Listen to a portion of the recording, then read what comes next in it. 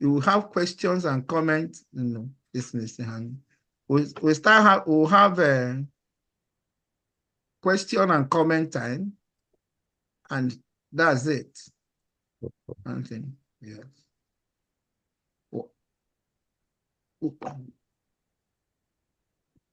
Yeah, we'll have a question and comment time. So it's divided into 3 or 4. Okay. Passionate, I think you take over from now. Hand him over the way you do it in the way you do it in the seminar room. We are traders, and yes. then he will the way you do it in seminar room. Yeah. The only thing that what we promise you that anything you produce from your research, we'll commercialize it, we'll market it for you. That's where we okay, Fashioner, you can start.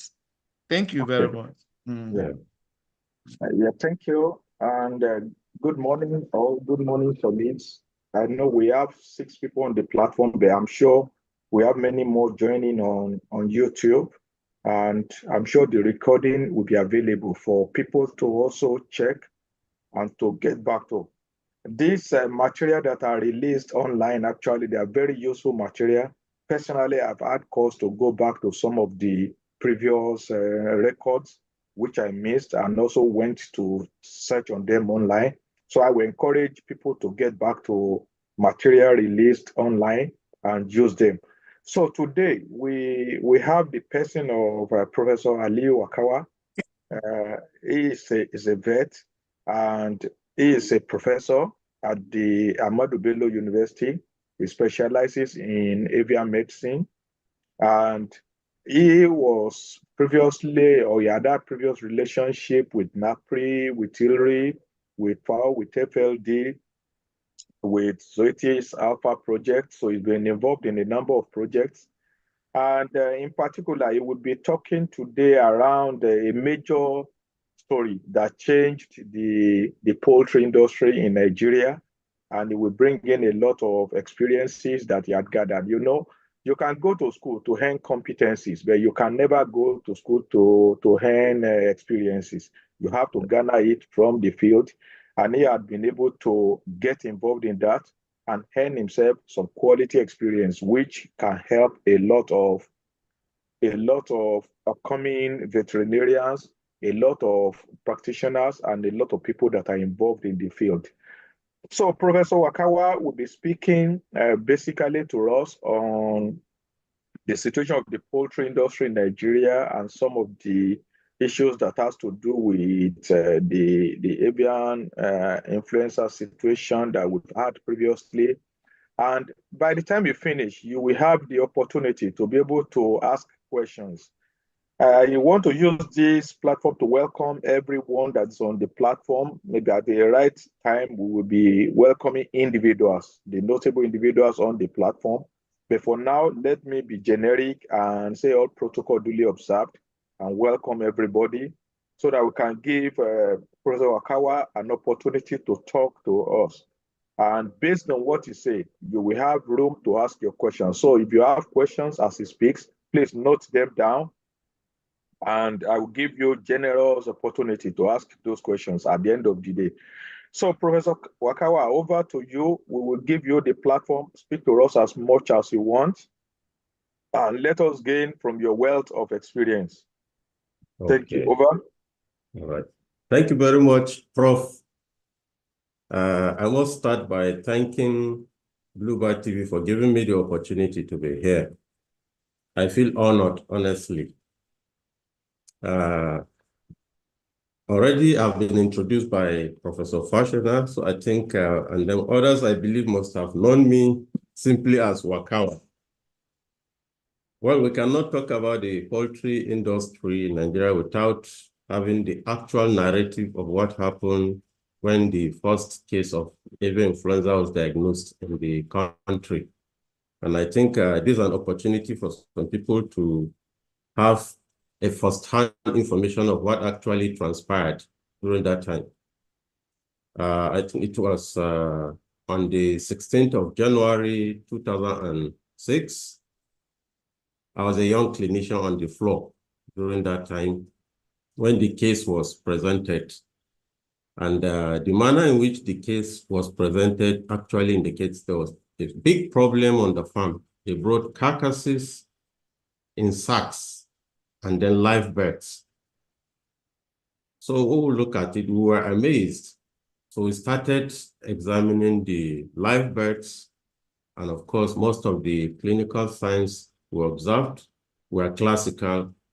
As at then, we did not make our diagnosis, but they were classical of HPAI.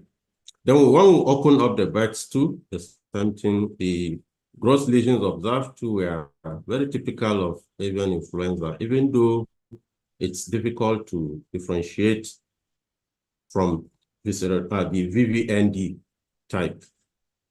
So we asked the clinician the person who presented the carcasses some questions in the form of history. And from what we gathered, that farm at Sambawa purchased about 3,000 point of lay birds from Kano.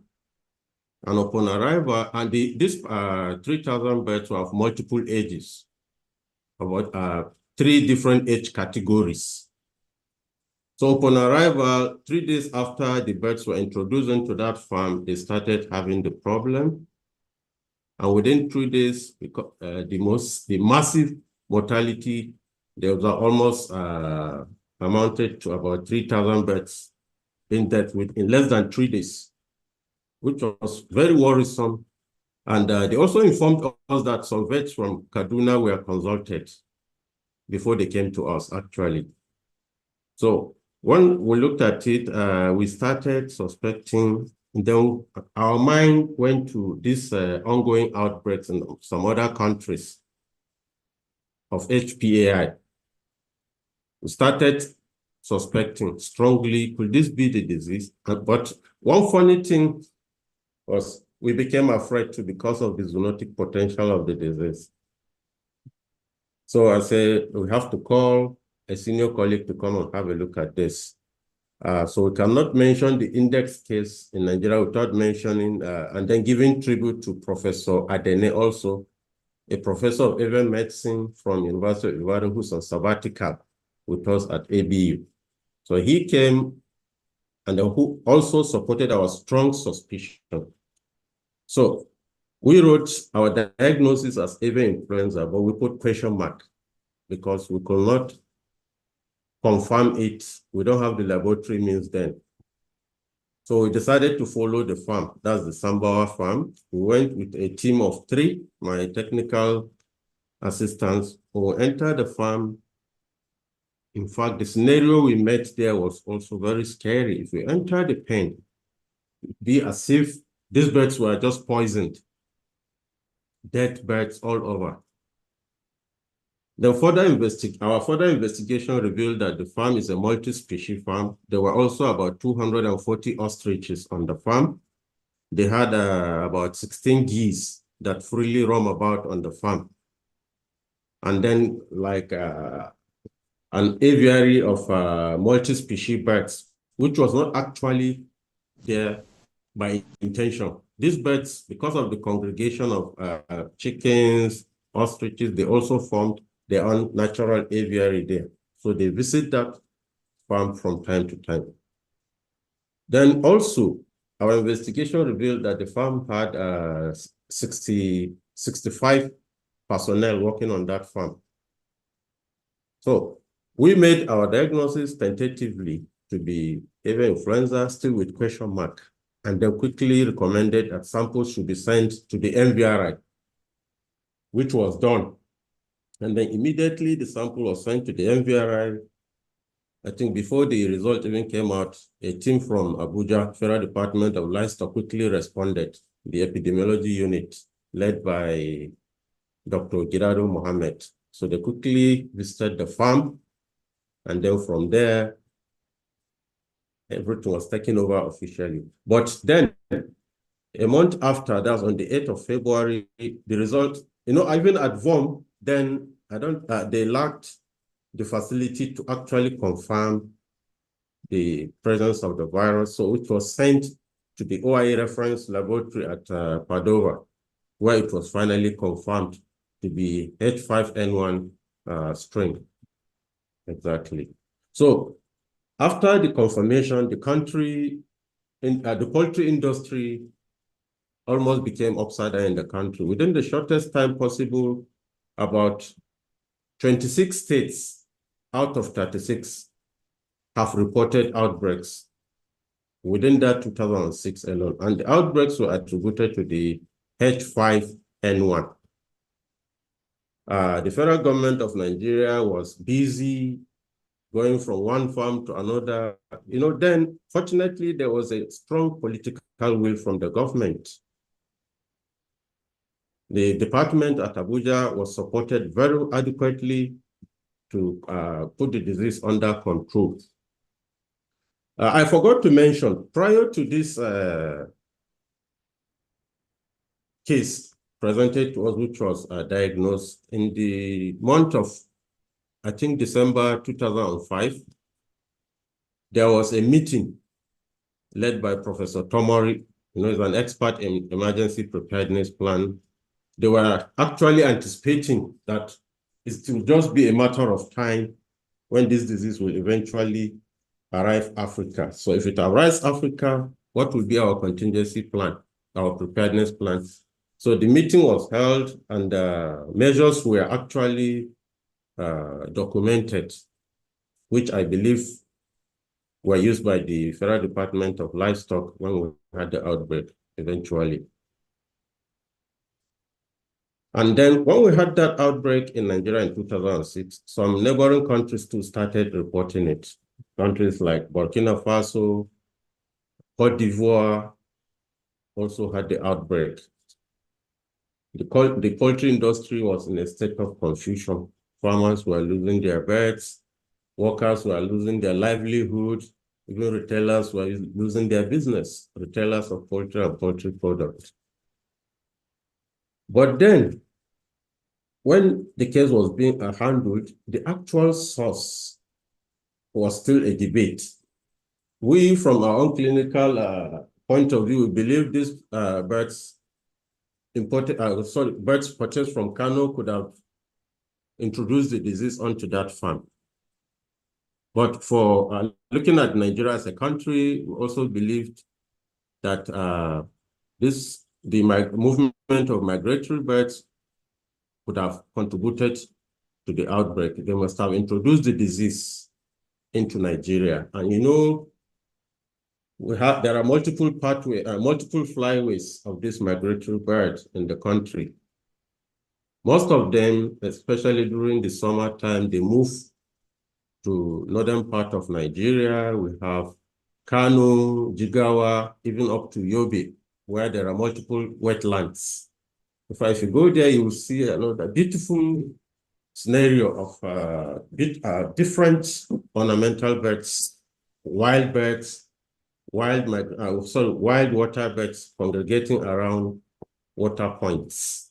So we believe probably they must have introduced this into our country.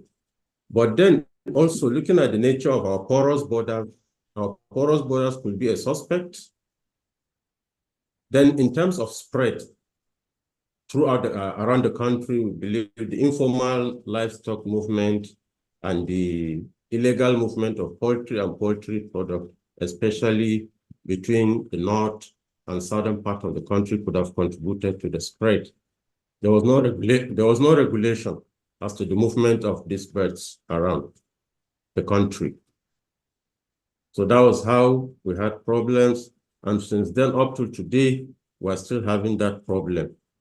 Though the Nigerian government was able to contain this disease after 2008, but the disease resurfaces in 2014, and then 2015, 2017, up to 2023. And it's also important to mention that between the period of 2021 to 2024, this year, it has been reported still in 33 states of the country. We had a total of 485 outbreaks based on the records of, based on the official records of the Federal Department of Livestock of Abuja. It's also important to mention here that between the period of 2006 to date, about 5 different subtypes of the virus have been isolated from different outbreaks. First, the H5N1, the H5N2, which is the low pathogenic. The H5N6 was also isolated, though in a live bird market in Sokoto. Then H5N8 was isolated in an outbreak with high mortality, and then the H9N2. The H9N2 is now spreading around the country silently and is often misdiagnosed by vets as Newcastle disease. Because sometimes when it attacks a flock, it either causes no clinical signs or mild clinical signs that were typical of Newcastle disease. And then some veterinarians and even farmers tend to confuse this particular subtype, clinical signs caused by this H9N2 as Newcastle disease. There was a report of a farm having very high mortality in Delta State, and H9N2 was isolated by the NVRI there. So far so good about the timeline of events leading to where we are today. But presently, the federal department, I'm not speaking actually for Nigeria, but you know, every country has what we call Plan B, that's vaccination. While the policy of no vaccination still remains, the country is also exploring other means of controlling the disease in the event that this disease blows out of proportion and then becomes endemic, just like as it is done in other countries. Clinical trials, field trials of avian influenza vaccines are ongoing in some few countries, while Nigeria is not left out, actually.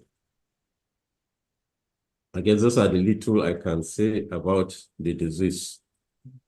Fashioner, please react to some of this. Fashioner, please, as the moderator, yeah, are you with us? Professor Fashioner, okay, but even before Professor Fashioner reacts to what you're saying, it was, I don't know, the federal government went berserk without consulting the technocrats. They went into making some unguarded statements that are unprofessional.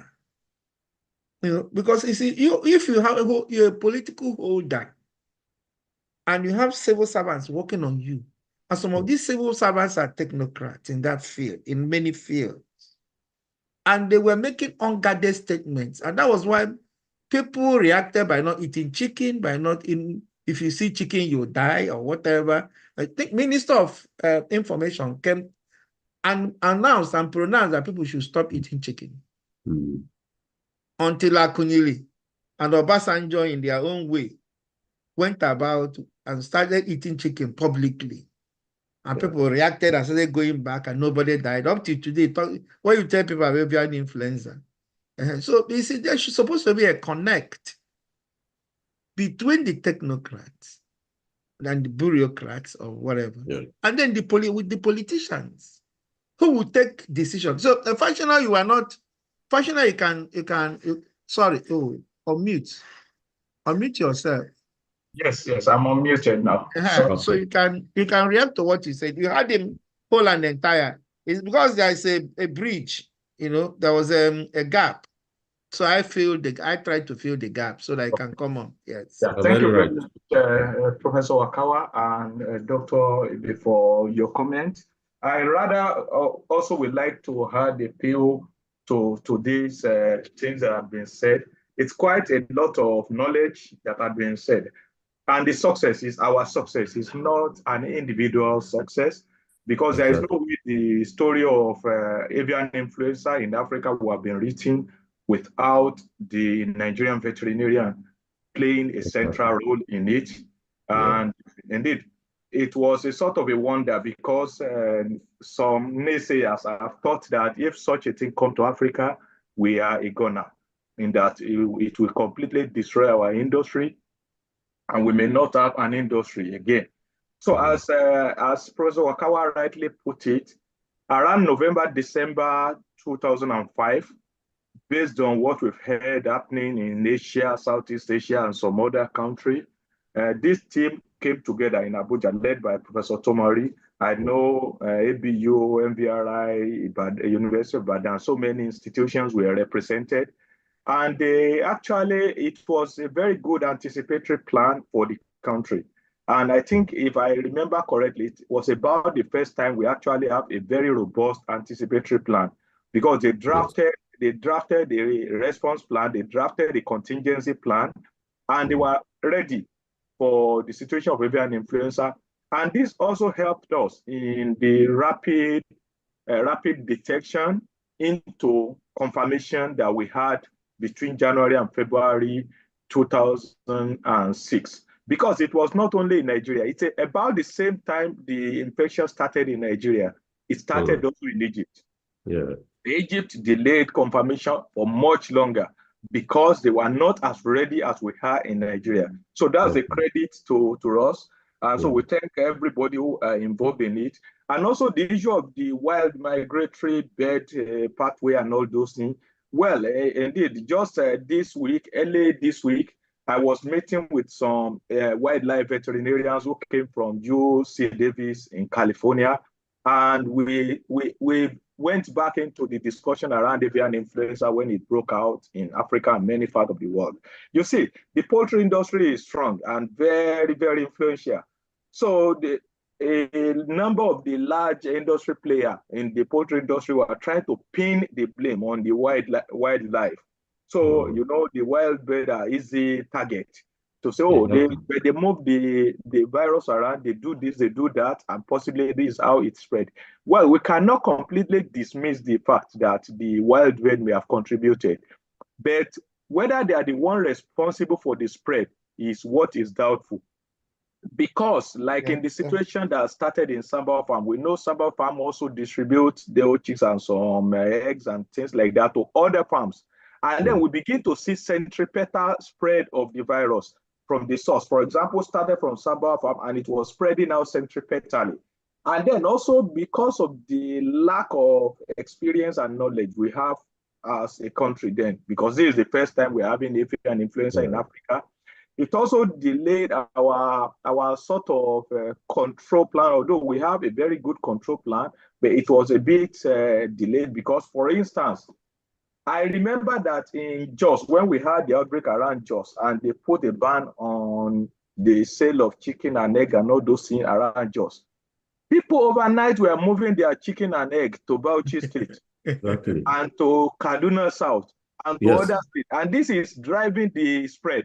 Because now you see the price of, I remember my wife used to have a farm then. We cannot even sell egg. We have a store that was full of egg. We even want to give egg out for free. People refuse to take the egg. The chicken were there. The chicken need to be fed daily. So it was not just, avian influenza is not just a zoonotic problem. It was also a social problem. It was an economic problem. It was an economic problem. It was much bigger. Indeed, I know farms where the chicken begin to hit themselves because the owner of the farm cannot have money to buy feed, to feed those chicken again. Because he has egg. I saw offices where a whole store was filled with egg. The egg cannot be sold. Nobody was interested in the egg. And then when they told people to dispose their birds off, maybe if you have infection and the birds die, some people dispose them inappropriately, maybe by throwing them in the dumping site and all those things. And then we have some situation. I remember there was a situation in Bauchi State where those birds that were thrown out overnight, by the next morning, the place was empty. Because the poor people went there and said, oh, this thing is like Newcastle. Let's cook the chicken well and then we eat it and nothing will happen. And they did it. And some of them, well, we never really have a good account of maybe the deaths possibly associated with avian flu in human in the first instance. But these are some of the drivers that we are spreading the infection there.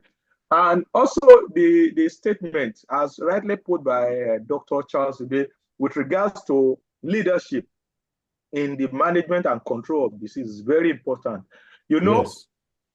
until we have the president come out openly on NTA and I think some other news media, and Dora Kunyili and some other leadership, when they come out and begin to eat chicken life, you know, the chicken industry or the poultry industry was almost near collapse at that time because everybody began to stay off chicken, stay off eggs, stay off everything. And that is not good for the industry because this industry needs money to continue to drive itself. And I tell you, the thing we did as a country, we may not really pat ourselves in the back and say we've done well. The people outside the country saw it, and it was one of the things that drove a lot of innovations and a lot of input. We got a lot of input that come from outside for the country. Indeed, for instance, the MVRI was able to build a BSL-3 lab because of avian influenza. So avian influenza did not only come as a completely negative thing, it also has its positive side. Definitely. A lot of us are able to do our PhD, maybe in avian influenza and in related area. A lot of training, a lot of capacity building, a lot of development. Indeed, I remember our labs, the university labs also got a lot of potential benefit from avian influenza because when the capacitation came, it was both for MVRI and for the regional laboratory, which are university designated laboratories. So it comes with a lot of positive things for us also. So in the end, the situation may not only be seen as negative, it can also have its positive side. Exactly. So I would like to open the platform, and I know we have people, I've seen people from Lagos like Dr. Konle Abiade, I've seen a number of other individuals who are on the platform. Who may also have one or two things or may have questions to ask. I know maybe the younger generation of vets may not have much experience in this, but at least the situation in recent time. But I've seen a number of people who were part of the situation there, either as clinician or either as farm owner or either as people who help farm to contain the situation. I would like to hear their opinion. You can also throw your question either by raising your hand, we can permit you to speak, or by posting your question in the comment section. Please, if you have comments to make, please, you can let me come in here a bit to stretch your points. There are some areas I differed from you. One area is that we were not prepared. It's just like the fire brigade approach to issues, which Nigeria has mastered, really helped us. You know, Nigeria is a home of fire brigade. Probably that's why we overtook Egypt. I'm not saying because I remember the gentleman that came to have breakfast with us at Ibadan, Professor Mike Asuzu. He's from my village. He was appointed by the Minister of was it Lambo or something, Minister of Health, to draw out a master plan on the side of human. And we did not have any organ or apparatus from anywhere, both at the academia, at the field, or in the research, to handle avian influenza. And you said something, and Professor Wakawa said something, that VOM did not even have the facility. 2 years before, Obasanjo was at Hilton with us. Then I was awarded this membership of the college. The fellows were there. And of the first thing Obasanjo said, when he started, and his niece, he said, Professor, Dr. Mrs. Lombin, this avian influenza or bird flu, and then after making remarks that he wanted the daughter to read one course and refused to read and study veterinary medicine. And then since he had a farm letter and he's having a farm, they are starting knowing the importance of veterinary medicine. But Dr. Mrs. Lombin, let this disease remain there. Let it not come in there. And Madam, in her own way, tried to see where they can galvanize those things. And the thing struck. And that's why even the tentative diagnosis, the rapid check, was not done in VOM. What we had is from tentative diagnosis to confirmatory, full-blown confirmatory laboratory diagnosis. Exactly. There was no intermediate like rapid check. A rapid kit. VOM did not even have rapid kit. So you can't tell me we were prepared. But in the human section, because I remember when they set up that Professor Asuzu, Mike Asuzu panel, people thought it was our own Mike Asuzu. Sorry, it was our own Professor Asuzu, the UNN one. No, the professor of pharmacology. No, it was Mike Asuzu was professor of community medicine in UI. Probably he schooled with the minister that time, and that was why he was able to anchor him. It was when we had it that another uncle of mine, Professor B, was appointed to take charge of the veterinary angle. You can see that I am in between. My village was in between 4th avian influenza, inadvertently, from the human side, Professor Asuzu, from the veterinary side, Professor Timobi, late Professor Timobi, who even was the one that made me to study vet medicine. So I think that is the thing. And then Professor Wakawa. Yes. What happened? And then before then, let me say something in Kanu. Because I believe that thing was gotten in Kanu. Because there was, after that, there were not only 1, 2, 3, 4, 5 farms. Pockets of outbreak in Kanu. Exactly. See, immediately this thing was flagged. The reaction was for us to start seeing pockets, hearing about pockets of outbreak who have been there in Kanu. And one thing I want to say about when people talk, I'm not saying that the fly part of birds might not be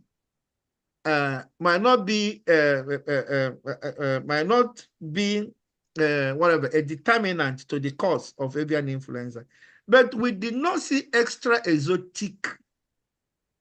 We didn't see extra exotic outbreaks in the wild to vulnerable birds.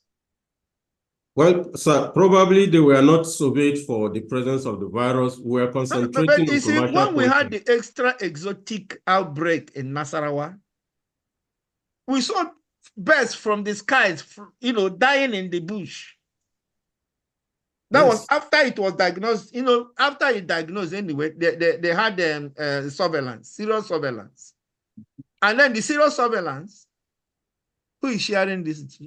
The serious surveillance we had, it was that we have extra exotic outbreak, even I think in Jigawa and Nasarawa, where birds were dying in the bush. Actually, I was even that's from the fly part you're talking about. I must mention here, sir, that I was a member of a committee sent to that Jigawa axis to go and take some samples and then survey that area we call wetlands. And it is interesting also to mention here, when we went there, we saw thousands of birds around the watering point, especially in one particular village, Alyu. Constantly every year, mark my words, if you go there, you will still see these birds up to today. And in one of the dead birds, there was a tag. We could not actually decode what the tag is on the leg of the birds. Actually, the wild birds were not surveyed for the virus during that time. We were concentrating on the commercial poultry. Yes. We have to stop the three-way discussion now and bring in people. There are some comments already for you, Professor Wakawa. Somebody thanks for the insight. Is there a clinical trial with vaccine going on in Nigeria now? That's the first question we have here. Okay. Thank you very much. Well, I must mention I'm a member of the Ministerial Expert Committee on the Control of Avian Influenza. We have been mandated to have quarterly meetings. We have had 3 meetings. And part of our recommendation right now, we recommended that no vaccination policy still should be maintained, while the plan B, which is the clinical trial, should continue. And then the MVRI has been mandated to look inwards and come up with a proposal for that. But it is also interesting to mention here that as far as HPAI is concerned, MVRI do not have even BSL-3 facility for clinical trials. So this, I think government will be informed so that they can support MVRI with this facility. But the interim field trials will be conducted I don't know when we're going to do it, but I'll wait for the official, we'll wait for the official communique from the department, where it's going to be done, how it's going to be done. I think a proposal will be brought up with respect to that. Yeah, thank you. That's good because, you know, the industry, if you are not doing anything, the industry, because of the livelihood associated with it, they will move forward and begin to do something for themselves. So exactly. we need to take leadership in this area. In fact, the national president of PAN is on that committee, and even a representative from drug and vaccine manufacturing companies. They're also part of the team. So it's a combination of multidisciplinary members, and the One Health approach was actually considered. There were members from NCDC, NAFDAC as well. Okay. So there's another question for you. What preventive measures should be put in place by farmer? So this is talking directly with farmer now, and now you as an expert can advise farmers. Okay. Well, even according to the OIE, the best preventive measure still remains adequate biosecurity.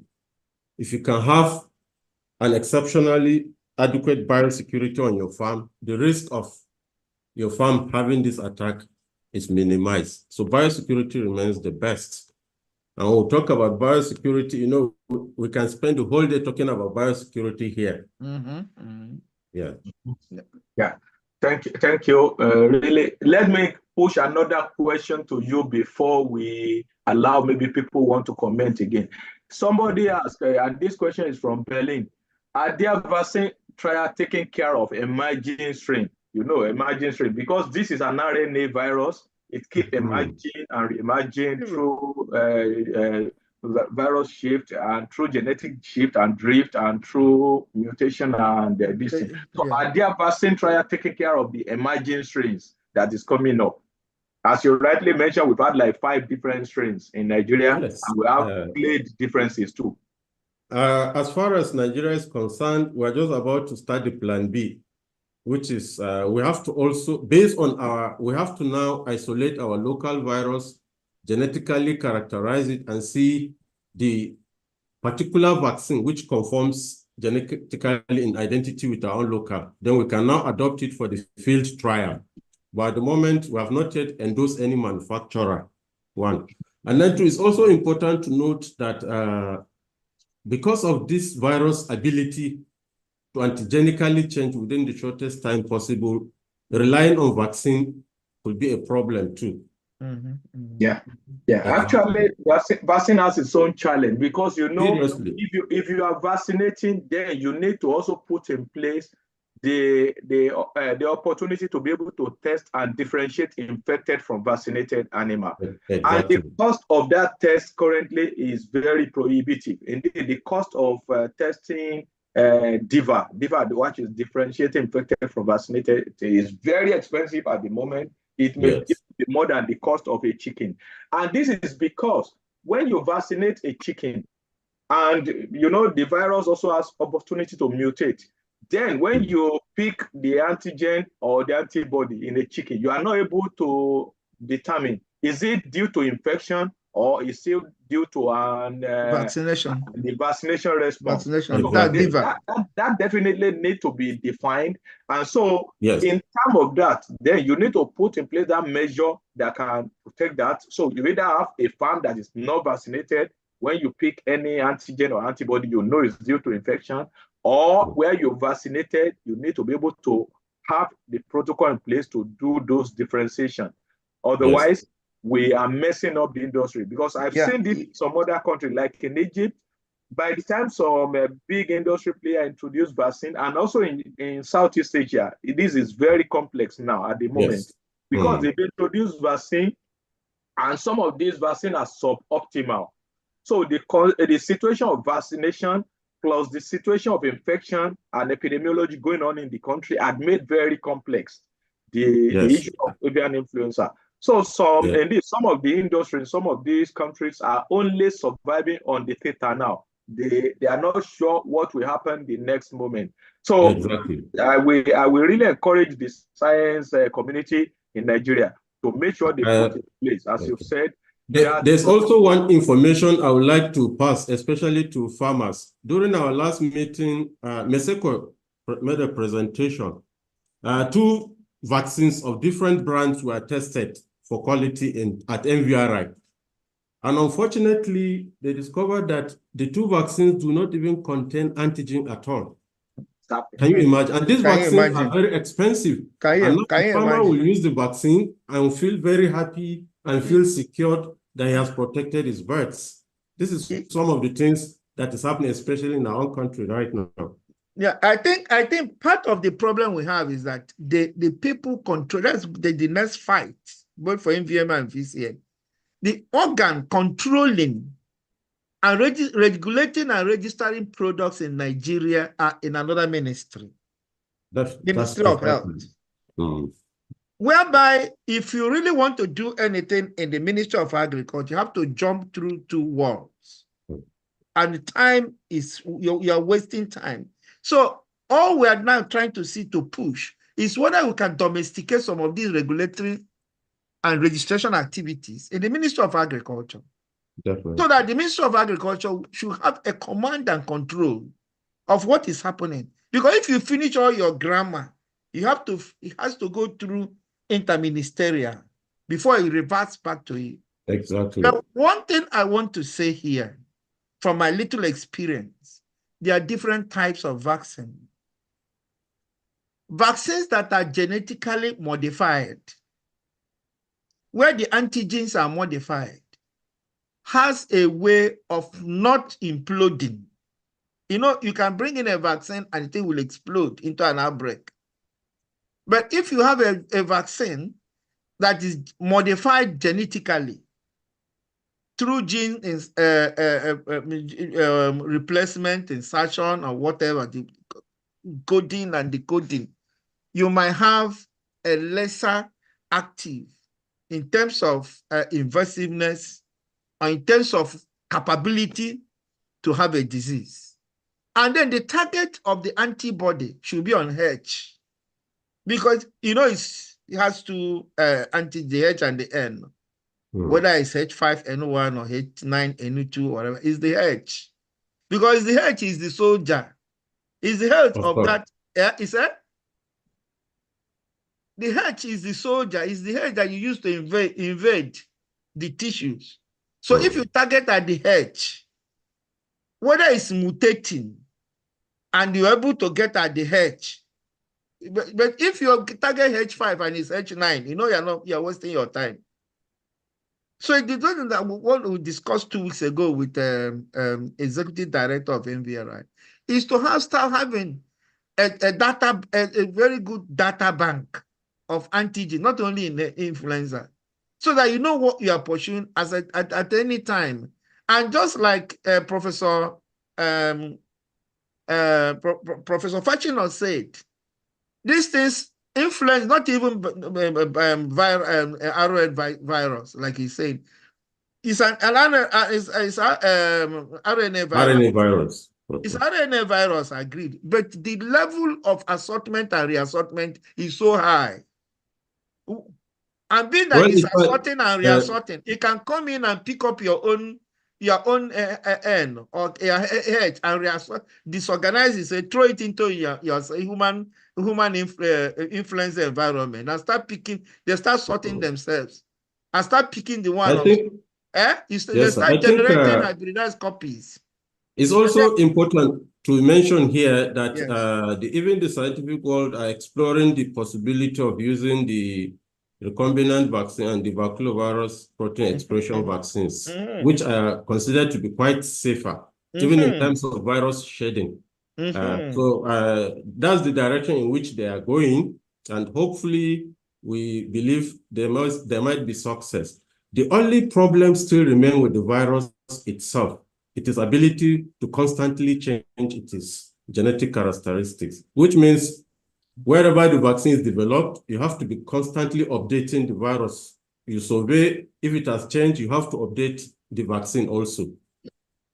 Exactly. No, once you're getting the H, because it doesn't break. All those the antigens don't break. it is the H and the N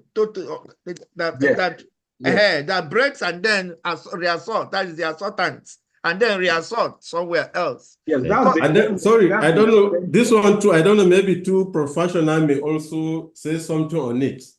While other countries are actually have adopted vaccination as Plan B, even Europe, some countries in Europe inclusive. In the Americas, United States of America in particular, they're only actually carrying out clinical trials, but they categorically stated that they are not considering vaccinating their poultry against HPI until probably in the next 3 years, but clinical trial will continue. Exactly. You know that the challenge with the situation of avian influenza is that the Western world is sort of protected in time past. They were having infection and outbreak mostly in the wild, which they did travel all over the world and possibly bring back. And then backyard and farm, maybe some backyard farm and not in the commercial farm. But now the scenario is changing. For example, I'm sure we are aware that they've detected avian influenza in milk in the US now. Indeed, just yesterday or day before yesterday, the 4th person died from avian influenza from a dairy farm in the US from Colorado. So the situation is changing, and so they are rapidly also thinking of what to do and how to be ahead. Indeed, I remember that there was a paper on this avian influenza situation some 15, 20 years ago by Ilaria Kapua and her group. They called avian influenza a moving target. So, you know, and what we are seeing now is actually a moving target. Even in the human medicine, you know, the regular flu that people battle with in human medicine, which is due to influenza, they produce a new vaccine for it every 6 months to 1 year. Because they have to keep monitoring the H subtype and the N subtype and see what happens.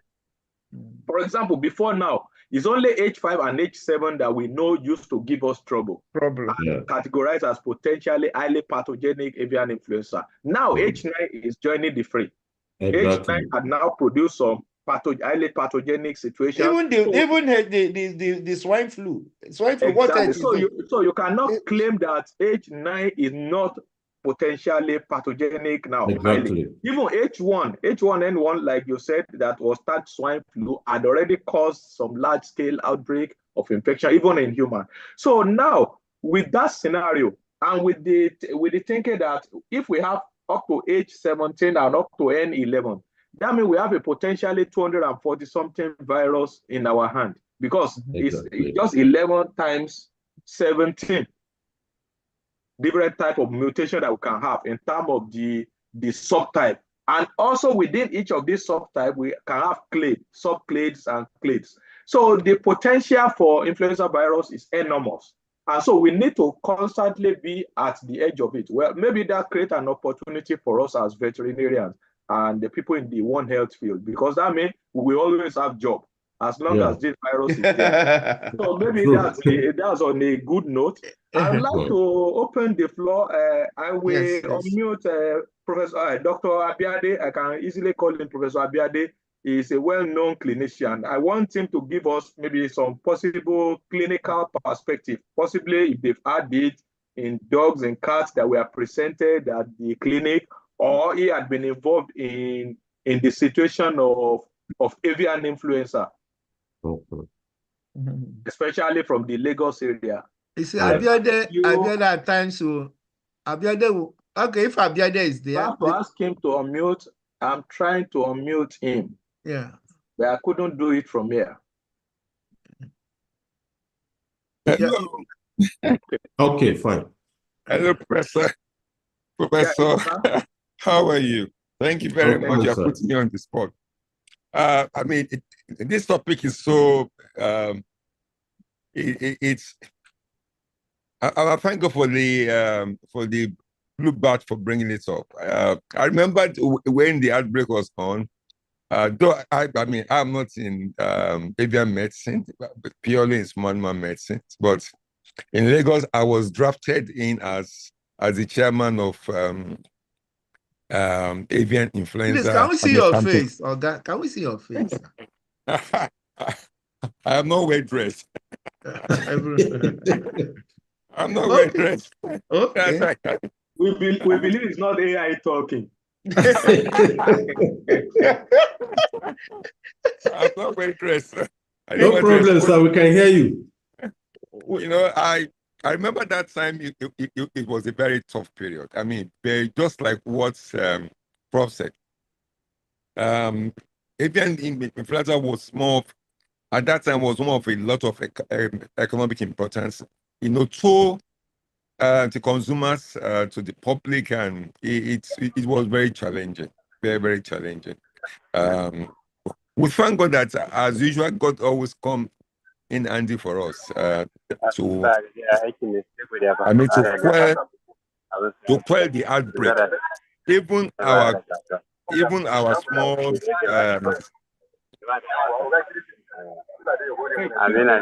so much. If you are not speaking, please. There's so much noise at the background. Yes, even our small animal, our pet owners, they were so much afraid at that time. Everybody was on edge, just like COVID. It was very challenging, and I know we did a lot of campaign, a lot of meetings, and a lot of discussions all over the place. But what is still challenging to me is our state of unpreparedness.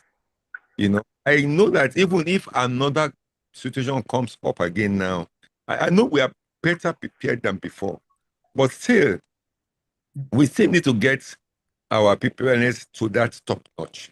To expect some of these emerging diseases. In fact, to be on top. Because we are talking about vaccination. I know at that time, some farms vaccinated illegally. And it's so unfortunate. And we were talking to some of them, but so that is still one big problem, that whenever we have a disease outbreak, everyone must be brought in. All the farmers, all the big farmers, because the people that were able to do it were the big farmers. So they must be brought in into the discussion, and the pros and cons should be explained to them. So that, but our country sometimes we move in very divergent ways. Instead of us to be, in agreement with each other, everybody's after his own pulse, after his own economic. We know that yes, it's an economic investment that everybody is trying to safeguard his own investment. But then the broader picture should be looked at. So the way we are still going, I think we are still a bit slow. A bit slow. I heard the Prof. Saying that Professor Wakawa, that we are meeting every quarter, but we are still having. I think we need to speed up our state of preparedness and what other people, what other regions are doing. We are still slowing behind. The government is not backing our scientists up. So we need to speed up our state of preparedness. Professor Wakawa, please help us tell them. Meeting every quarter, to be drinking tea and you are very correct, sir. You are very correct. It's kids. We don't need that. If we need to meet every month, we need to. Our state of preparedness, I'm still not happy about it. Thank you very much. Thank you for doing a good job. Sorry, a quick one to Prof. Response. You know, Prof. Sir, when we had that first outbreak, there was a strong political will and the support to the NVRI, the federal department, and even we in the academia was enormous, coupled with also support from outside, like international organizations. We were able to put the disease under control. In fact, in one of the conferences I attended in Istanbul, they had to make me make a presentation on how we were able to put down this disease for at least 4 years, between 2008 to 2014. But so what is lacking actually, sir? Sorry, I'm not speaking for the government, but what is lacking is the political will. Yes. There was no support for both the NVRI and even the department at Abuja to do that. So as you have said, we'll go to a meeting, and then the meeting would, recommendations will be made, and then that's where it will end. No, but I think the disease that has this dimension, health, human health dimension, and livestock health dimension should attract the two world bodies. The FAO, which I'm seeing the insignia behind Fashioner, and the World Health Organization. The FAO is part of that committee. They even sponsored one of the meetings, and they also trained members or retrained members on this risk assessment. And then World Health Organization, because these are named interdisciplinary. There's also a WHO member representative on that. It's not about representing, it's about acting. And that's what Dr. Abiade is saying. Yes, I can tell you that in terms of actions, even in the country and in the region and in the African continent, we need to differentiate between preparedness and preparation. Nigeria in itself was at a level of preparedness because, for example, you have the control plan, you have the political will, which was coming for the first time. Indeed, that was the first time I ever heard of compensation being paid for loss in the animal industry. It never happened before in Nigeria. So those are part of preparedness. But preparation is being ready to act immediately. This issue happened, triggering everything and acting immediately. This is what we lack in most cases. And also we know that the lack of experience may have contributed to it because before then we never have the issue. And then even when the commitment is there, are people having the required resources to move immediately to the field? For example, Dr. Abiade raised a very important point now, using the whole of society approach. You see, in most cases, when they are thinking of control of disease or so, you see some big men sit together somewhere in Abuja or Lagos or Kaduna or Kano and sitting around a big table in a fancy hotel and having some very nice meeting and coming up with a list of recommendations.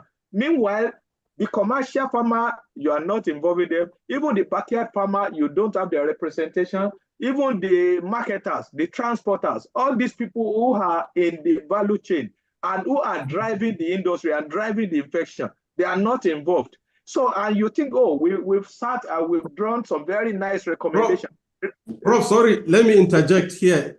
On that team, there's a representation of the live bird marketers. There's also a representation, the PAN president himself is representing. These are part of the experience we've learned, but as of 2006, we didn't have that experience. I'm sure this one, they are on the team in 2005, 2006 don't have those. So this is part of the thing we need to begin to consider.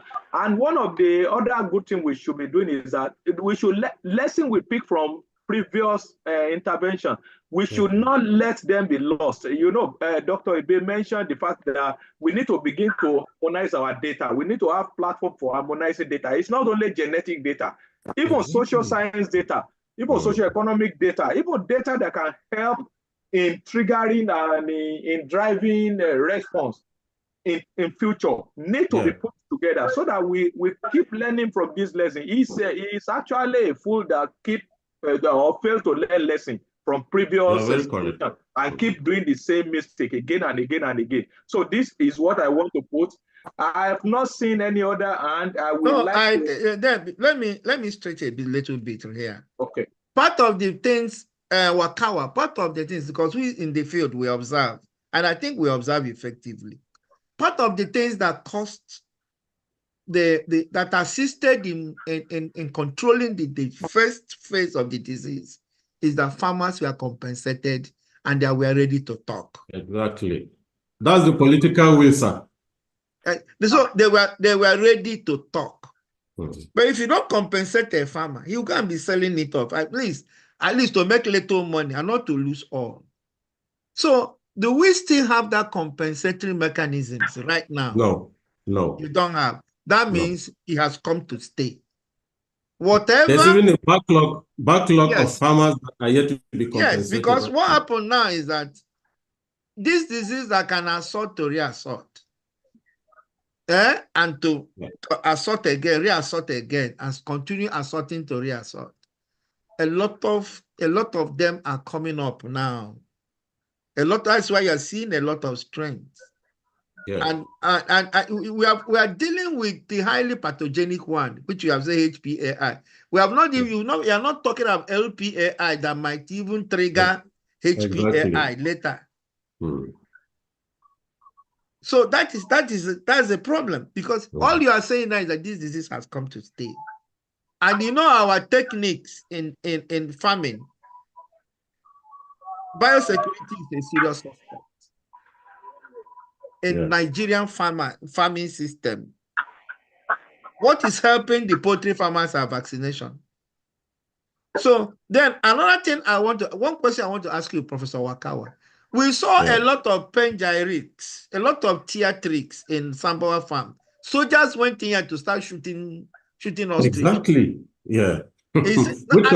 What became of that become? Actually, that was very embarrassing. No, you see now. By the time the scientists entered that farm, they're supposed to have taken charge. Well, let me say something here. So if you lost control, it's a minus. It's a minus. It's a serious minus. We saw, God, is animal welfare intransigence. To see ostriches be mowed down by soldiers across the fence from at Sambawa farms, even though it was a very bad practice, the birds that were being shot at were the ostriches, which were difficult to handle as at then. But it was actually embarrassing. There are other better humane ways of euthanizing them, which they should have adopted. But then also, when the disease started spreading to Kano, it was even shown on CNN. People were busy slaughtering sick birds. They would slaughter them first and then bury them. Slaughter them. They were smeared with blood all over, which was also very embarrassing. It was a national embarrassment. Then, fortunately, later, based on an expert advice, the birds were now being stuffed into polythene bags and then suffocated.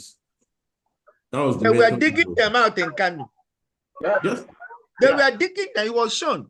They were selling digging them out. They were selling the birds, the sick birds, and that was all spread quickly, even from Kano up to Lagos. Now that you don't have compensatory mechanisms, compensatory checks in place, what do you think now that is going to happen? You sustain the disease, and then the disease explosion will erupt. Yes. Which is another angle. This one is not the one you invited. It's the one that is inside you. This is why we will just come up with this, so that policymakers can look at these things holistically and see whether we can be able to get back to 2008. When it was stamped out, because it was stamped out, modified stamping out. Looking at what is happening. If I can quickly come in there, if you see the compensation, we may not be able to immediately measure the effect of the compensation, but it has its effect. You remember that between 2008 up to around 2011 or so, when the things spring up again, we have some quietude where there were not much infection. Because between 2006 was to early 2008 when we have the first wave. And this was because there was compensation in place and people were willing to cooperate with the government, people were willing to give off their infected birds and all that, even though we know there are some bad practices also in the industry. So as Dr. Ebe has said, this compensation, is there a way by which you are considering it in your committee that is put up by the national government now, possibly to trigger it or to develop some success story based on what we've had in time past, and then be able to use this as a proof of concept to the government to take major compensation? Based on the recommendation of that committee, the no vaccination policy still remains, and then which means there must be compensation. Now, the recommendation was made to the government because there's even a backlog of farmers who are yet to be compensated. So it's still centered around political goodwill. The government has to be convinced. If the government has a goodwill, because they are saving a multi-billion-dollar industry, If you go to Kano, many farmers, not just because of HPI outbreak, many farms have collapsed and they were not established again. Yeah, Actually, in the United States, industry is not just multi-billion; it's a $1 trillion. do you know the but you value can see chain? now. I want You know the to value compare. chain. I want to compare with the United States of America. What they get from exports of poultry and poultry products is far, far, far bigger than what they pay based on compensation. That's why they are not even considering vaccination. It's to their advantage. Doing things right is always cheaper than not doing it at all. You see, exactly. So I think it all centers around the government. If you consider the number of industries saved, the number of job loss saved, the impact on food security, the impact on livelihood, the impact on children stunting, and all these things, if you put all this together, you will find this is far, far cheaper to compensate and to pay for these birds that are being lost, and to make sure that the disease doesn't become endemic, than to let it just run amok in our country. And then it's also important. Let me before we get there, before we are coming back, there's this advocacy I'm carrying. You know, when I start my advocacy, if it doesn't get to logical conclusion, something I mentioned here, Wakawa, carry it to your community, to your committee. We cannot afford to be losing a lot in the veterinary industry because the organ regulating our products, the vaccines, medications, name it, is in the Ministry of Health, and we're Ministry of Agriculture. Whatever channel it will take to see that, because you see, if you don't domesticate these discussions in your supervising ministry, you make your grammar when there, a lot of things will not happen. But if you start discussing something and it's within your reach, you get it to logical conclusion. And okay, so I think that's because I forget a lot. That's why I bring in this. So that we'll start thinking together. You know, start thinking together how we can at least being able to curtail this, being able to achieve this. And it gives us more responsibility, and it then give us more introspection. So, Professor Wakawa, I'll give you room to respond, but I want to also mention to the community here that this is not a classroom, so it's not only the lecturers and few speakers that should speak. You either raise your hand and speak, or I begin to choose people and select you and force you to speak. You know, they say when you are in a class and the students are not responding, it's either they don't understand at all or they understand completely. So I don't know which of people now. So I will begin to pick on people if you don't speak. I've seen some industry player here and they've not spoken. I know people who are consultants for the poultry industry. I've seen them on the platform. Is Moses our president, MVMA president? Moses. Yeah, Moses is very knowledgeable, especially with regards to the South. I've seen Dr. Aroko, Aroko is a member of that committee. Yes, no, let's is Moses here with us right now? I wish he's here. Yes, I saw Moses. I saw Moses. Is there Aroko? It can be Moses or somebody. Is it Arokoyo? No, it's not Moses Arokoyo. This is Arokoyo would have thrown more light actually too. Okay. I can see Dr. Emmanuel Elisha, who I know is a poultry consultant and also works for a company. So, Elisha, do you have anything to say? Please talk, and then we will allow some of these individuals to talk. No, what we'll do now, Wakawa will respond to all this, and then we'll start forcing people to talk. All right. I've seen a Nebeli or Lajumoke. We'll see what we'll. Oh, yeah. Thank you, sir. Okay. So, Wakawa. Yes, sir. Are you still with us? Yes, I'm with you. Okay, can you respond to some of these things we said? So we'll go into another phase. As regard to the compensation, right? Well, one is you said something as domestication of regulation and regulatory. Okay, yes. Regulatory. Because these are, if you don't push this topic at high places like ministerial places, we still continue to suffer. That's one thing I found out in our advocacies. Once you start an advocacy, the possibility that you win is there. But if you don't start it at all, the possibility you are not winning is there already. Ab initio, dead on arrival. So how do we How do we start this advocacy? Because we will talk from, if not, we'll be talking from two sides of the mouth. The Ministry of Health, where the regulatory valve is domiciled, will be talking somewhere. And then we that are bearing the heat will be talking with another side of the mouth. You see, sir, the truth of the matter, if you look at the United States, what is obtainable, there are the vets control their biologics. For example, this division under APHIS, that's Veterinary Biologics Division. They are the one in charge of handling vaccines and veterinary drugs. They are veterinarians. But in our own case, it's so unfortunate that we are not the one. And I feel this push should be a multi-faceted push from all angles, maybe anchored by the federal, by the MVMA, the Veterinary Council, and then the Federal Ministry of Agriculture. That's a small committee cannot do that. They can only recommend. Even the stakeholders can assist in pushing an advocacy. Yeah. You just move around. Yes. Our counterparts. I have started this. I started this long ago. But I think I want it to start gaining energy now. It has to. Because this is when we need it most. We must gain energy. Even when I was pursuing the advocacy, Mrs. Lombin started on VMAP. Let it be established. After they established it, they bastardized it. That's another issue.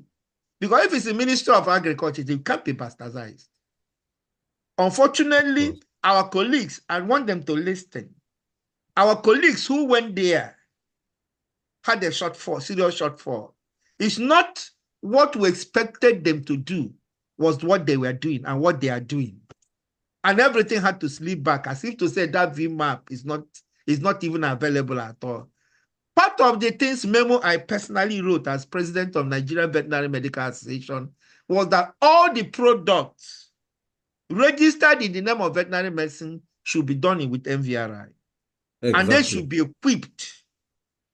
I wrote this memo, and at the end of the day, it was registered. But that implementation, we can see where it is. Because we'll be running around a gyrating cycle, a cyclical cycle of whirlwind against us. I think so. This has to be the first of the end.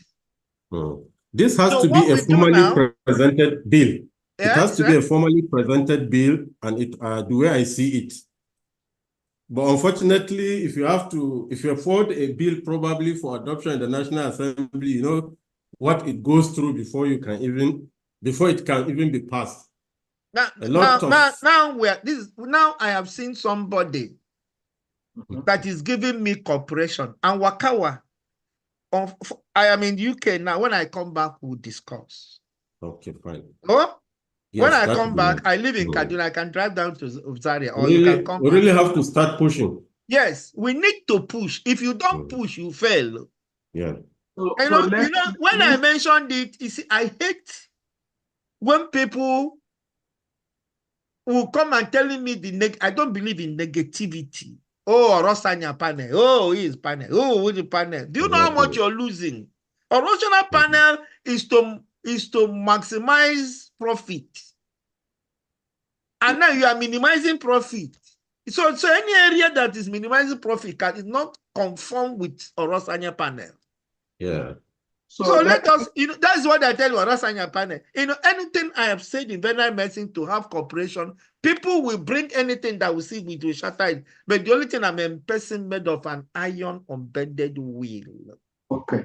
So let's get to hear from the industry. I think you mentioned Dr. Enebeli before. Please, you can unmute and speak. Madam, please unmute and speak. Yes. I'm not authorized to speak. Oh, I have to take permission before I can speak on the air. That's the rule and regulation. I'm trying to see how to. No, who is authorizing you, sister? Igbo wife. Madam, you are speaking as a professional, not you're talking as a professional. Well, all I can say is that I can only speak for rabies because we are doing rabies vaccination in Lagos State, and we've been doing it consistently for the past 4 years, and we're really receiving a good response from the public. The only thing I just have and I want to plead is that the private practitioners should not look at us as if we're competing and we're taking their profit. Yeah. Anytime we're doing anti-rabies vaccination, when we started 4 years ago, it's a pet project of our commissioner for Agric, that is Ms. Olusoya, that's Abisola Olusoya. And she has been supporting us concerning this program. And we've been having Kickstart program, which first started at Ikorodu at the Ayobure Palace. The second one took place at the Oniru Palace, that's the ex-commissioner's office. But to my surprise, a lot of private vets are not keen into it. And we've been having cases of death in human. And with the international body, their own advocacies by 2030, we should as much as possible, end human rabies. And it's not only vet alone that is in this collaboration. The human counterpart are also part of it. But to tell you the truth, my own commissioner, my own director is in support of this program. But the private vet in Lagos, which I understand, which I also can sympathize with them, because everybody's trying to make money, especially in this socioeconomic problem. But they should not see it as if we're competing. It's a health program whereby we are all going to collaborate with our other counterpart in having zero tolerance for rabies in human by vaccinating our dogs. But the private keeps thinking that we're competing. And most especially, I'm not doing it as if it's my own. It's out of passion and because I've handled it in the other higher institution where I've had some certificate on it. And I've worked on it in such a way I found that even the vaccines that we bring from outside the country, it's a project I did in one of my master's degree. And you won't believe it. We now have a vaccine produced in Nigeria by NVRI.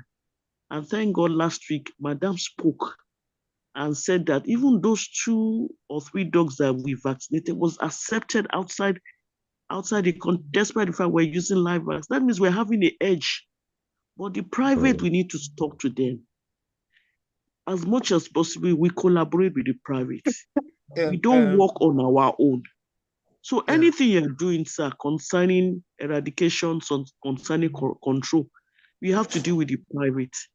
Like this avian influenza vaccine that we're trying to have in Envira is a very good and laudable project. But we have to carry both the private vets along because everybody believes that once you are vaccinated, you must also make money. But with what is going on, we will all make money at the end of the day, but let's do what is needful. Our vaccination program is for eradication and control. That should be the primary project. Yeah, brilliant discussion, Enebeli, but I want to tell you this. I am a private vet to the core from onset, from day one. I started practicing vet immediately after youth service in the private sector, self-employed as a pedestrian ambulator. You need to, for you to collaborate with those in the private, there are some walls you have to break. It's not that when this in a mind, you say, come and collaborate with us. And meanwhile, you are in offices that will create a fertile environment for private vets to thrive in other areas. And you're not creating those fertile environments. And when they start seeing you as an enemy, if you don't create those fertile environments, anything that you bring up, they will push it, they will incinerate it. Which they are doing. Yes, because this thing you are saying now supposed to have been a master plan of yesterday's activities. No, sir, it's a CSR. My own, that's part no, of you don't understand what I'm saying. What I'm saying is that if 15, 10, even 5 years ago, there's a master plan to put private vets. Okay, now, you are doing I had my BCG in a private hospital when there was an outbreak of, yellow fever vaccine. When there was an outbreak of yellow fever, I had it in a private clinic. My auntie was the doctor in charge of her clinic in Lagos. Did you contract the private vet to assist you, even at a meager fee? Did you? Sorry, sir. Are you the be all on the end all? Should I come in there? Yes. Please, sir. I can mention names of private vets that collaborated with us. Some of them were starting the clinic. I can tell you, few of them on the island, we collaborated together. I know some that went as far as Badori, that she's a mobile vet. After we collaborated, I asked her to go ahead to do all the logistic. All we did was to come in with our vaccine, assisted her, gave her vaccine, left all the clients with her. We were able to do even in some private estates. A private estate on the island, we could do as much as over 50, 54. We never did many of our vaccination without having the private vet. And later on, what they are even insisting was that they don't want the breeders. And we are trying as much as possible to have a common ground, advocating to the breeders that, look, there's a limitation for you. We are having a relationship with them such that we don't want them to commit quackery. That is why we are going all the way out to stop them, and also having advocacy and also meeting with them that, look, you cannot vaccinate your dogs yourself. Allow the professionals. And that we were able to do in Ikorodu. And these are things we're doing. I still have some Ikorodu lady vet that we did vaccination free of charge with her. She started another clinic. And when she started that clinic, after we vaccinated, we left the clientele to her. That is what we're doing, especially for mobile and I think your selection problem has some problems. Okay, because sir. if you carry the association of the private vets along to see you to select and not you selecting, something is going on behind the scene, which they might think which is right and they might think is wrong.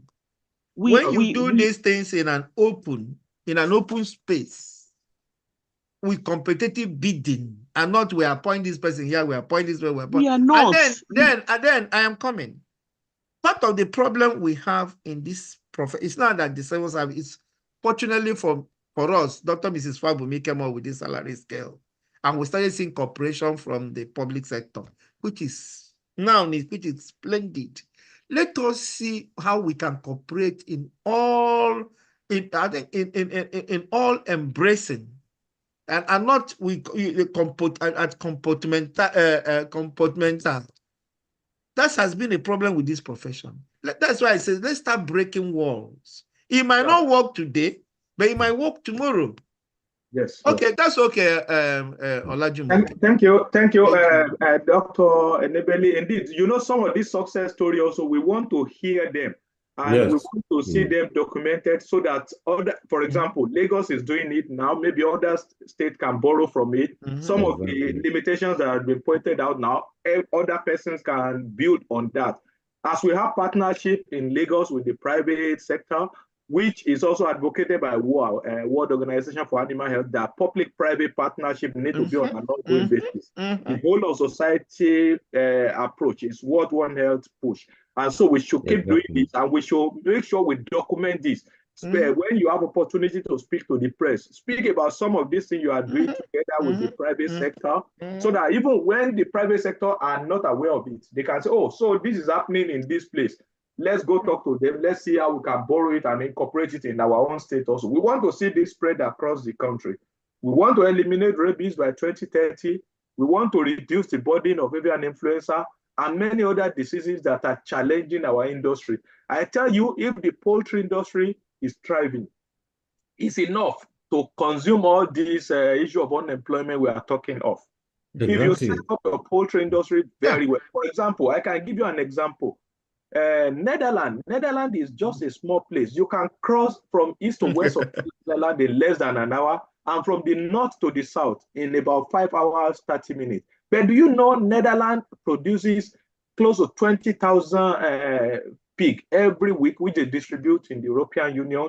Netherlands is the lead producer of milk, which they spread around the world. With that small space, Indeed, Niger State alone is about 3.5, 4 times the size of Netherlands. So what can these people do, or what are they doing right that we can borrow from and we can incorporate into our system? Definitely. So if we set our poultry industry, our livestock industry well in the country, it is enough to consume a lot of the youth that are complaining of unemployment. If we set up the structure, the value chain around the industry alone, maybe distribution network, feed supply, veterinary services, meat packaging industry, and all those things, we are not supposed to be where we are. As Nigeria, we should be able to dominate almost the whole of Africa in terms of both food production, in terms of food distribution, in terms of supply. For example, we should also be able to export our veterinarians to some of these countries. For example, we have a number of West African countries that don't have 5 veterinarians in the country. No, Professor Mibe is coming maybe next month. And we have excess of to talk about it. Part of this reorganization are some of the things we need to think along as we think of disease control. We should think of all these issues. Please, let's open the platform. Is there any other person that wants to speak? I see people are not raising their hand. I hope it's not that people are shy. Well, we'll start at least we first out one person. Who is Hispanus? Who is Hispanus Waziri? Dr. Waziri Stefanos, if you want to speak, please, you can unmute and speak. Unmute yourself and can speak. Or we will start rounding up. This is an interesting topic, and I know we will stretch a bit, we'll go far. There's one question, sir, on the screen. I can read also from my end. Yes. That the vaccine trial taking care of emerging strains. We have discussed that. We've discussed that. I think I've addressed this question. Yes, you addressed it previously. Emmanuel Elisha is raising his hand. Please. Unmute yourself. Unmute yourself and speak. Hello, sirs. Yes, we can hear you. A very good morning. All I want to do is appreciate this conversation. It's long overdue at this level. Because so many things are on the field that appear unseen. Emmanuel, can we see your face? Sorry, sir. Okay. You are not dressing for party, huh? No. Just a second. You can be talking and you don't talk with hands. Okay. I'm behind you, sorry, but yes. We can see you now. Yes, indeed, the conversation is long overdue, and I'm more than grateful we're having it. My teacher and my seniors, by every respect, are mentors. You have to lead the forefront battle for some of us to see the light and see hope in this sector. It is largely a sector that has been bastardized, and as much as you want to see the best practices, you also cannot shy away from the limitations that are more than obvious. Sorry, let me cut you. How old are you in practice? Sir, I'm knocking on 10 years. And then you are thinking you're a young vet. You think you're a young vet, calling on older ones to help you. Anyway, continue. Wakawa. Like in your presence, I will definitely remain so. Which presence? The old will expire, the young will grow. So as we expire, you're coming in. At this time, supposed to be at the point of handover. The Senegalese president is about your age. The Senegalese president is about your age. And even the Burkina Faso junta should be about your age. So what are we talking about? Okay. Go on rule this country at age 31. And I know you are more than the truth is, we are colleagues. Let's hear you. Definitely. Maybe what I mean in fact, is the power of connections with those that are in the place of policy and decision making. This is probably what I'm hammering on. You have them as friends, you have them as business partners. You can take tea with them, but maybe I may not at this time. So this is the real issue, because when we talk of policies getting to Senate, to the House, passage of bills, we know that it is a tough discussion. And in a forum like this, we may not say everything that goes into getting such things to succeed. but we know that it is important, and there are people that must drive it if it will succeed. So we are here. I can say I'm on the ground running team if it's to get things done physically. But to get those policies and other things running, it takes more than, and I'm sure we're having the right conversation, sir. Thank you, sir. Thank you, sir. Don't mind, You see, the thing is this, Emmanuel, on a more serious note, how many times since in the last 10 years have you appeared at the Congress to be part of the MVMA Congress to discuss some of these salient things? Yes, you are not our front burner, but from the rear you can push our front burner. How many times have you attended MVMA conferences? Well, I have attended the last 3 years. The last 3 years was the last I attended. The last 3 years. No. Since you graduated, how many times? I've attended. I was in Kano. I was in Abuja. I was in Sokoto. Yes, you were scantily involved. That is it. Yes. And then you sit in defense. Wait a minute. You sit at defense, and then you want things. You want things to happen overnight. Now, sir, I hope you are not part of those who want to go to heaven and they don't want to die. No, sir. I have a defense, and this is the point, sir. I've been in the poultry sector, and as much as having attendance to conferences, some of us in sales had to be at the mercy of companies giving approvals and funding. So I'd been a victim of this. Approval, it's a different thing, but funding, you can self-fund yourself. Oh, both of them. I can tell you, sir, on some occasions, I had official reasons to be at certain other places and report those journeys while the conference was happening. Is that serious for me? It's because I know you joined MSD. I know you very well. I know when you joined MSD. Yes. So this official engagement, official extravaganza, big grammar, I know when it started. So let us leave it at that. We are good. So before MSD, sir. Before MSD, I'm saying. You were in Kaduna. You were in Kaduna in private practice. Okay, let's continue. Not fully, sir. Don't worry. We know. Let's continue. Let's continue. Do you have any other comments? Some good points. Thank you, Dr. Elisha. Thank you, sir. Any other person? Okay, there is a question again for Dr. Wakawa. We were taught in class, but I think it will assist us students more. I think one of your former students is talking here. That shows that you're a good teacher, Dr. Wakawa. Thank you. He said, thank you so much for this wonderful community. Thank you. Professor Wakawa, despite the fact that they've been taught about this, that it's good to hear it on a platform like this. So I think it's just confirming and acknowledging your input. Okay, the record is of high economic importance. I noticed the disease is not documented as part of the viral diseases in a book written by Professor Abdul. When was the book by Professor Abdul released? Maybe the first edition was published in 2006. Then the second edition. That was about the time we just had the outbreak. So maybe that is to be noted so that when they are doing the revision of that, exactly, this we'll take note of that to be included. All right. Thank you, Newton. Any other comments? Any other comments? So we can call it a day. Okay. So definitely, this had been a very robust discussion, and I've seen before our chairman finally closes, if I can make a few comments, sir. Please. Okay, thank you. I just want our veterinarians and also other farmers to know that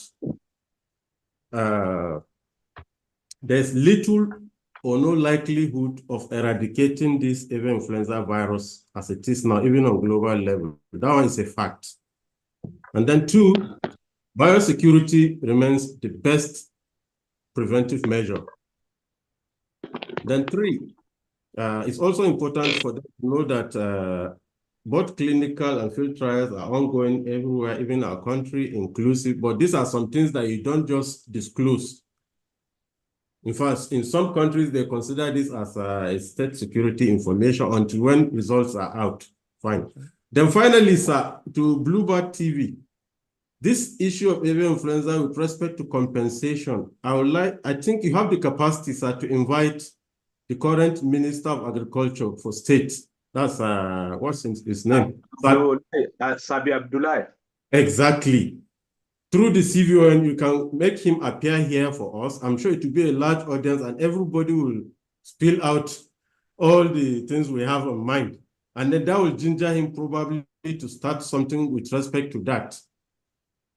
Because the issue of compensation, I'm sure not, well, I would say partially ends on his table. And being our colleague, I think, Isa, you have the capacity to bring him on board. Yes, sir. I hope you are not too bad. We will give you the room to talk. You will respond as part of your concluding remarks. Exactly. So Wakawa, before you go, yes, there is now a question for you. You say, how do we control poultry farmers from buying vaccine directly outside the country to administer to birds? Okay. These vaccines brought from outside the country, are they subject to vaccine trial? And if this is controlled, can we go a long way in controlling avian influenza? Yeah. Thank you. Well, it is important to note that vaccination is illegal at the moment in the country. Even though we know it has been ongoing since 2006, but there's no any regulatory activity to clamp down. There has never been any regulatory activity to clamp down on these illegally important unlicensed vaccines. It was also discussed, but if at all NAFDAC is taking our job, they should have been doing it. But we don't have the apparatus for doing that at the level of the government. Honestly, we have not been doing that. I must admit there are vaccines in circulation that are were illegally important and were unlicensed. So I think this should be a responsibility of the government. Yeah, we are still coming back to when your discussion, sir. Exactly. Yes, we are still coming back.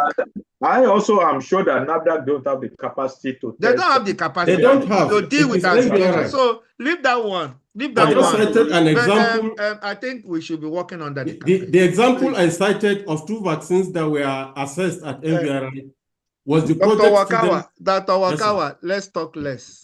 This is training in YouTube. Okay. Let's talk. So definitely, thank you. As I said, this has been a very fruitful discussion, and I've seen individuals who have commented also. Some at private chat me and say, oh, they will take time to go back to the channel to listen to this again in the YouTube because they want to hear it. So please, sir, the Bluebird TV, please ensure that this is well distributed. And we can also reshare it. Each of us here also have the opportunity to repost the channel on our YouTube channel or either on our LinkedIn or our Facebook to make sure we disseminate this message. You know, one thing with the power of social media these days is that if you use it well, you find out it has a power of triggering change. We are all aware of what recently happened in Kenya now. A major change that happened. The office of the first lady, the funding is scrapped now.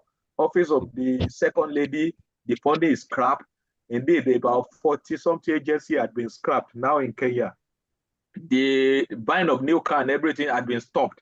And who are the people that do it? These are people born between 1997 and 2003.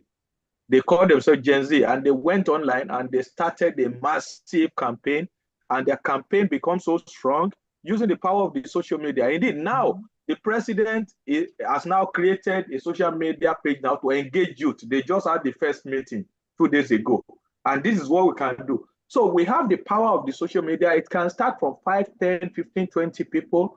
It doesn't matter. If 20 people reshare this and repost this, and another 15 pick it, and another 20 pick it, before you know it, it can become a massive campaign which nobody can ignore. So it's our responsibility also to be part of the campaign to do things right in Nigeria. If the poultry industry goes well, all of us have no job. Indeed, I remembered my wife used to have a poultry in Nigeria. At a point in time, she was earning 3 times my salary as a doctor. So, and I told her one day, I said, Madam, please, can you come and join the government service so that I can come and manage the farm? She said, no, it will never happen. So the poultry industry has the capacity to actually trigger a lot of the workforce to create a opportunity, both in the food industry and elsewhere. But we need to make sure we safeguard this industry. And one of the ways by which we can safeguard the industry is by making sure that we prevent the industry from being destroyed by disease, which we can control. And a number of the ways we can control have been mentioned here, primarily biosecurity, looking at the risk factor, avoiding them, and making sure we do things right. And also doing the right advocacy with the government. So we need to put all this into place and ensure this is done. So on this note, I would like to hand back to the chairman, Dr. Charles Ibe, who owns this platform. We have finished our work here. Professor Wakawa, thank you very much for taking your time to be here. I don't know if you're compensated in any way for this, but don't worry, your compensation is in there as a teacher. That's the first thing. Yeah. So, thank you really for your time. Thank you, Professor Fashina. Let me, so that I don't drain your grammatical tank, because next Saturday you will be at the saddle. You will sit at the saddle to speak about veterinary medicine as a gold mine, both on the national and international axis. That's good. Yes, that is the topic for next week. So we are bringing a lot of topics. We'll try to engage politicians. You talk about minister. First was through Idris Amadaki, the governor of Yobe. We've not been getting, you see, to get these people, politicians, is not that easy. We'll try. We'll continue to try. Okay. So that's it. Then another thing I want to say is that somebody had said he wants to visit our channel. I posted the channel. You can put Blue Bat TV actually. Blue space Bat and TV. Blue, BLUE space BAT space TV. You enter into our channel, you watch this, or there's a site I gave you, our channel, the YouTube channel, our YouTube channel site. That's Bluebird TV channel. You can visit that site. It's on the chat box. But please, as you are visiting, make sure you are clicking on subscription, so that a subscribe button, it will help to further the algorithm and then notify, so that once it comes, it will notify you when we're streaming online again. So on this platform, Professor Wakawa, thank you very much. I hope people will not look at you and say, this small boy is a professor. I don't know. It's my pleasure and my honor. And then Professor Fashina, thank you very much. You've been an ally. The only thing that where you are now, I don't go there. When you were in South Africa, I think I was visiting you. You were hosting me in South Africa. But where you are now beyond my reach. By the time I went to Kenya, you ran away from Kenya. So maybe by the time I come to, is it Italy or Rome? Yeah, I'm in Rome now. By the time I come to Rome, maybe you are somewhere else in the moon. So you're always going beyond the reach. I think on this stretch, we are stopping the